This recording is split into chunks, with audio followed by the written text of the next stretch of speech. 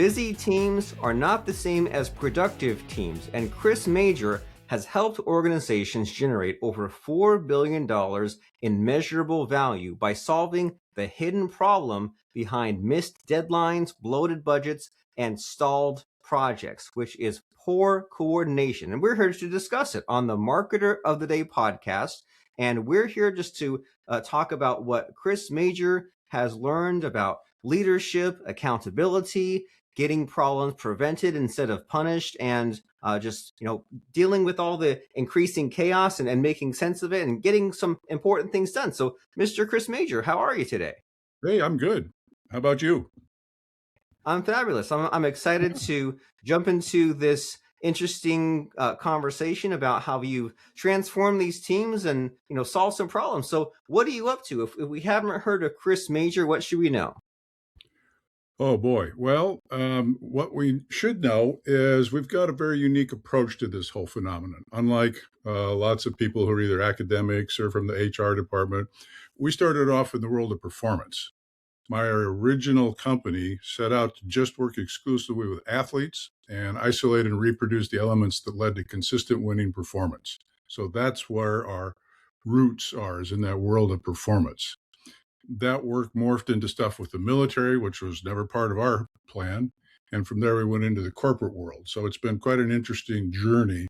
But what it's the key really is we're all about performance, not theories, not trending, but what actually works and what is consistently work and what do we look that's going to work as we move into this kind of new future that we're all staring at.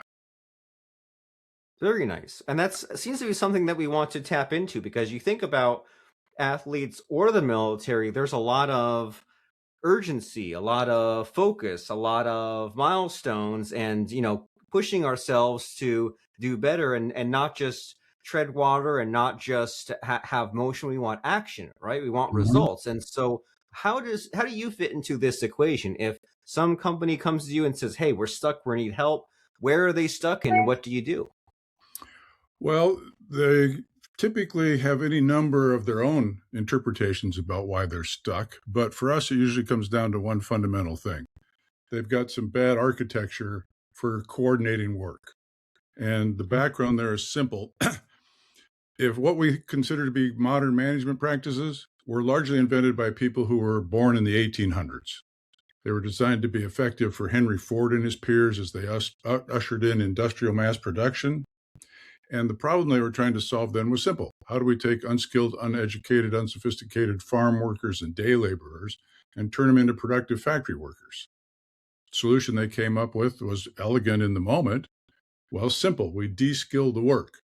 So you might have been a wonderful craftsman. You made wood panels for carriages or whatever. Here you're going to put 5 bolts on a Model T wheel all day, every day. If you don't want to do that, no problem. We've got 100 people who love your job, because in those days, there was no social safety net. So in those days, management was all about supervision, control, consistency, productivity, and all we measured was input, output, throughput. Worked great until it didn't anymore. And we're now at it doesn't anymore. And the reason for that is twofold. One, the very nature of work has evolved. So in the old days, work meant going to the factory and making something, or going to the fields and growing something. It's the literal transformation of something into something else. For the most part, most of us work, we don't make things. We generate value out of our effective coordination with other people to take care of customer concerns. That's a completely different world, but we're still trying to manage this modern workforce that is educated, sophisticated, agile, mobile, with industrial era practices. And not surprisingly, they don't like it. Why do people like working from home? Because they don't like some nitwit standing over them trying to do management and supervision all day, every day. So we've got a challenge in that the problem is, as people come into the workforce and they, quote, learn to be managers, what do they learn? They learn all that old stuff. Why? Because the person who had the job before them, that's what they teach them. That's what they're still teaching for the most part in business school. And so we've got this natural tension that people are experiencing. And that's why you've got this, workforces that aren't engaged, lots of turnover, et cetera, et cetera. It's a coordination problem. Makes sense. So it's that logic got us here, and I can understand how it might be scary or just seems overwhelming to throw out the old and get with this new system. But if it's not working, then it's kind of urgent to Yeah. do that. And so when they come to you and you say, okay, well, there's a new and better way of doing things. Like, what is the modern, up to date, alternative, better path? Well, we teach a body of work we call it technology for coordination, which is kind of snooty sounding, but it really comes down to what we call an action cycle. All right. Now, what I'm going to explain to you, you're going to look at me and go, duh, but that's the part to it, is at its root, it just couldn't get any more simple. People go, well, what's the big deal? We do that all the time. I go, well, you do, but you don't do it well and you don't do it rigorously. So what we call work today is something no more complex than I promise or I ask you to do X by time Y. Okay. That's a unit of work provided you agree to that. Now, seems simple. What could go, what's hard to understand about that? Nothing. The understanding part is easy. It's the actual doing of it, particularly at scale. So it's real simple between you and me. We can go back and forth and we negotiate and et cetera. But when you start getting 100 people working on something and we got a project and everybody comes in with their preconceptions about what different terms mean, very quickly things erupt in chaos. And so we teach people how to be what we call rigorous customers, the person who's making requests. You don't just kind of go, oh, I'll know it when I see it, or, as soon as you can, or that kind of stuff, because that's classic organizational behavior, and it's where you produce big breakdowns. So I'll just take that one little simple example. So we're talking, and I make a request, and I say, can you get this done? And you go, oh, yeah, I can do it. Okay, how about, how long is it going to take you? Well, I'll get it done as soon as I can, as soon as I can. Okay, great. Nobody would bat an eye at that response, right? But what does as soon as I can mean to me, the guy who made the request? In my mind, you're going to leave this conversation, go back to your office and get to work on it right now. In your mind, you're going to go back to your office and put it on the bottom of the pile because you got 10 other things you're already working on. And when it works its way up to the top of the pile, that's as soon as you can because you got other priorities. And what have we got? Got a big disconnect here. Now, compound that with the nature of the human mind. So if I'm thinking it'll be done tomorrow, you're thinking maybe 2 weeks if you're lucky. My mind, when I don't get it, is a drama queen, not just me, but everybody, and tends to catastrophize. So I'll make up some big dramatic story about why you're not doing, oh, he's incompetent, that guy's a jerk, da, da, da, da, da. And you're over here, as I'm kind of looking, making funny faces and doing all this kind of stuff, going, what the hell's his problem? So we've got a big opportunity for distrust, and that spreads like wildfire through an organization. And so when people go, well, we're having trouble getting things done, their solution is, well, we need more project management tools or, da, da, da. And I said, that's absolutely what you don't need. You need more rigor in the fundamentals of how you coordinate work. And that's what we teach them how to do. Okay, makes logical sense. So set those clear expectations and be precise, and don't hide behind the ambiguity, but also don't hide behind the software. And I know that you've had all this experience with Capital One, the Army that you mentioned, Columbia House. So is there any fun story that you think you might want to share with us so that we can get some of these points hammered home? Oh, we have all sorts of fun stories. My fun stories are what happens when you actually learn how to do this, because you can do things that people are just like, no, that's not possible. But the documentation of everything I'm about to tell you is just completely solid. So let's take Capital One. They were moving into the United Kingdom, right? They needed to set up a new call center for their credit card business, da, da, da, da. For whatever reason, they had a short timeline. So believe it or not, using our methodology, they stood up a 1,500 person call center in 180 days. Absolutely impossible if you ask anybody else who knows anything about what it takes to do that. But that's what they did. We went to Allianz life insurance company. They spent a bunch of money having us work with their whole company. The CEO was questioned at a shareholder meeting by one of these activist shareholders. Well, look at this. What's this $10 million that you spent on HP2. What the hell is that? It looks like a bunch of touchy-feely stuff. And the CEO said, yeah, we spent $10 million on that and documented a $685 million return. Any more questions? That's the kind of stuff that we can do. So people are usually thrilled if they can get, 3, 4, 5% better production. And for us, that's not even worth going out the door for. Amazing. And so, like, what do you think is the secret sauce? Like, you mentioned a little bit about, like, there's like communication and documentation, but I mean, what really gets this done? Well, not shockingly, people get it done. So when we do a quote full-blown program, let's back up. We have a a traditional but not common sense understanding of how people learn. So for the most part, we, society, have been sold a bill of goods about learning. We think it's about gaining information, ideas, insights, and so forth, all for the sake of gaining understanding, because that's the holy grail, is to understand something. And as I tell people, well, if you're in school, that works. Yeah, but most of the world isn't in school. This isn't about school. So what we learned very early on working with athletes, they're bright guys, they're bright people, but what they understood didn't matter. What mattered is what can you do? That's what matters. So the way I explain it, and this kind of scrambles everybody's eggs, is that while your mind understands, and understanding can in fact occur in an instant, in the end, it's your body that learns. And your body only learns one way, and that's through practice.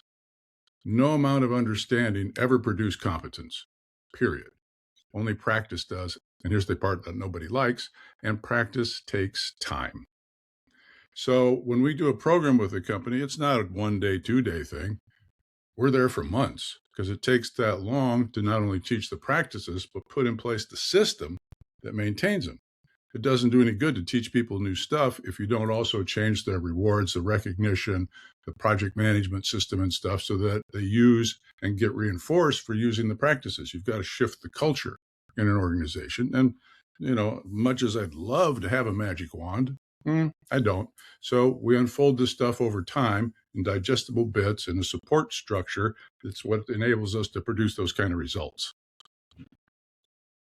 Ooh, very nice. And I can definitely see the parallels with the athletes when they're all about the reps, right? The repetitions and getting in practice. And you always hear the cliche stories about, Michael Jordan does 1,000 push-ups or does, shoots 1,000 baskets, even though that's a very like fundamental thing. Well, you need those fundamentals. And then there's also what you're mentioning of like debugging the system, right? It's like you have people do enough of the muscle memory, do the repetitions, but then there's the software or the system, and it's like you have to kind of make it all work together. It seems like just a lot of like recurring attention is maybe needed from someone like you to make sure this sticks. Well, yes. And as we tell people, look, we're going to be there for, whatever, 3, 6, 9, 12 months. And then it's, our Lone Ranger moment. Hi-oh, silver away. Our work is done here. Right. But that's how long it takes till we get the stuff put in place, till you've got your systems oriented and it's running on its own. We're not like a leech. We don't attach ourselves to a client for years. No, that's consultants, right?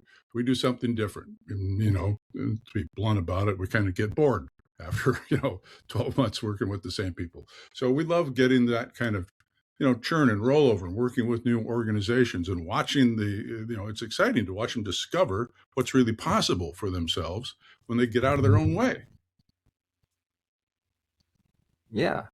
Well, when you help these people get out of their own way, do you have any drama to share? Like, I'm sure sometimes there's still conflict or there's kind of like backsliding or I'm sure there's always like problem struggles getting the new way implemented. Oh, yeah. So what do you have to share as far as the problems and the drama?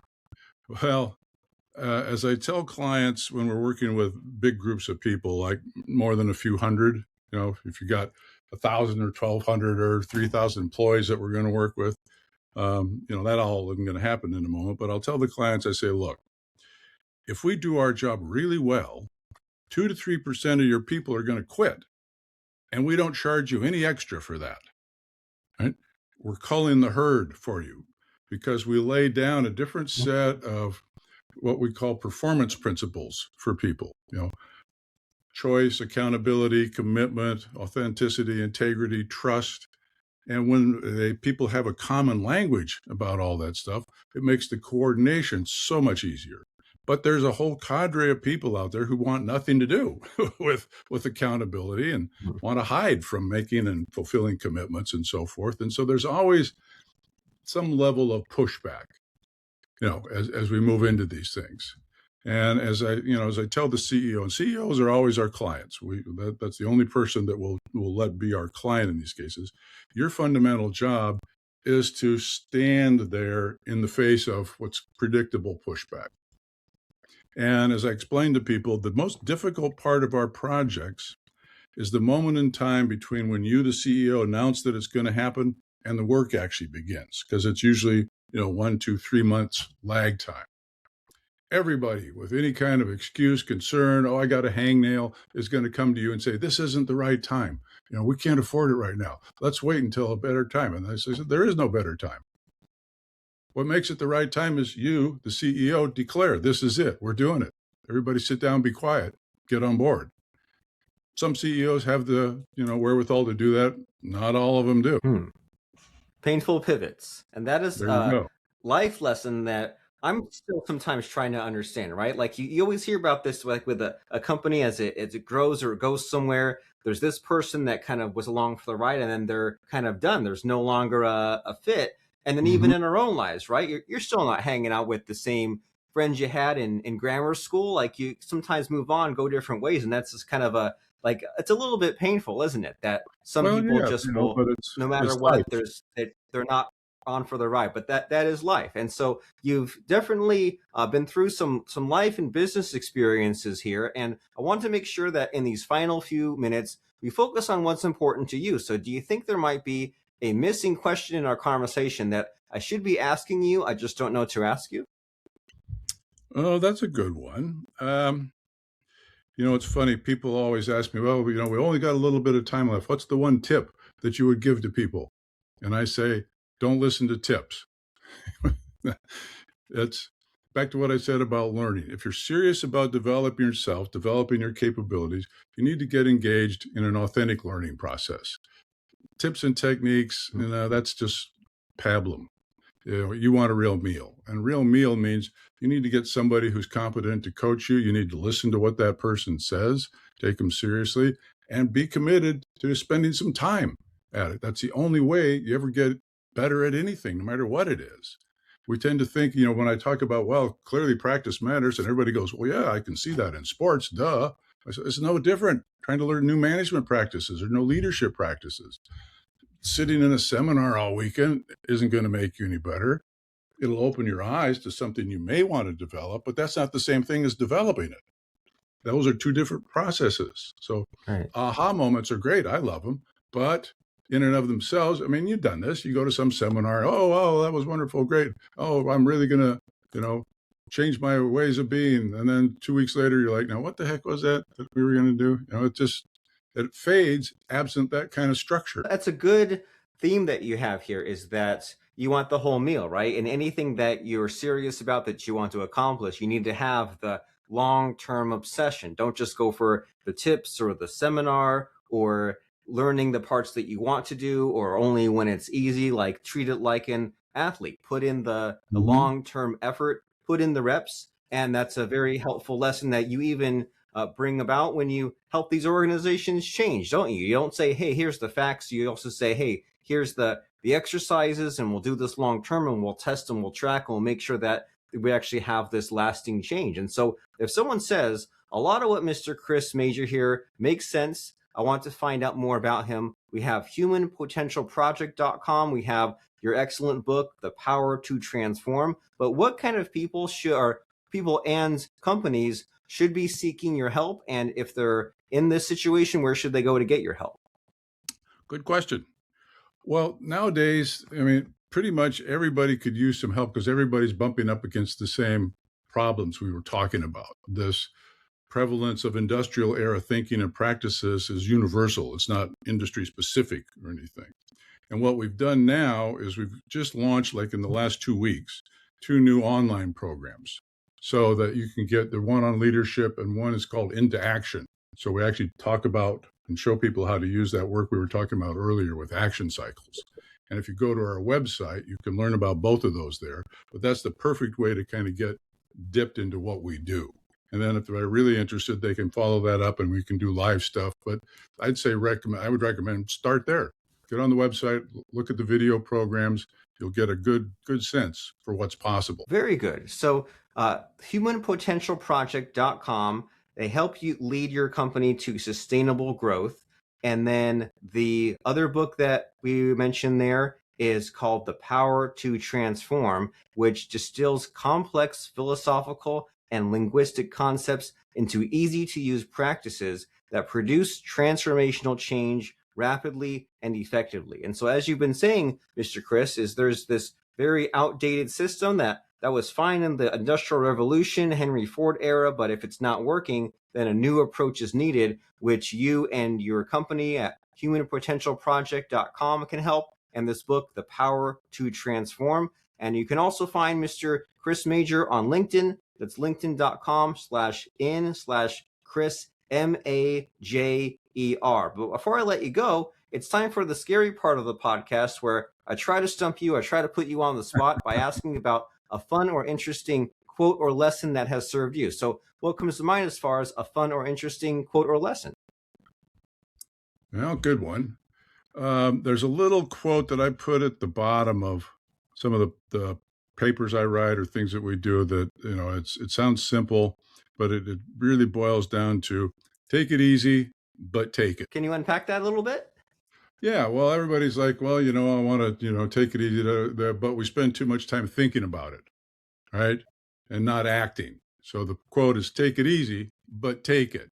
Don't sit there and dawdle and wait for the perfect moment. And, well, now's not the right time. No, just get in the game. Take it easy, but take it. You don't want to spend your whole life sitting on the sidewalk watching the parade go by. I am in complete support of that message. And you used to consult for Nike, and as they say, just do it, right? So it's time to take some action. Yeah. And the action, and the action that you should take is go to humanpotentialproject.com and check out that book, The Power to Transform, A New Future Awaits by Chris Majer, because there is a proven system and there is a better way of going about this. It just takes a little bit of thinking, effort, long-term work. So put in the work, get this transformational change to happen. Humanpotentialproject.com and The Power to Transform, A New Future Awaits by Chris Majer. And thank you, Mr. Chris, for showing up, stopping by, and educating us about what we need to know about taking action and, taking a better approach. I appreciate it very much. Glad to be in a service.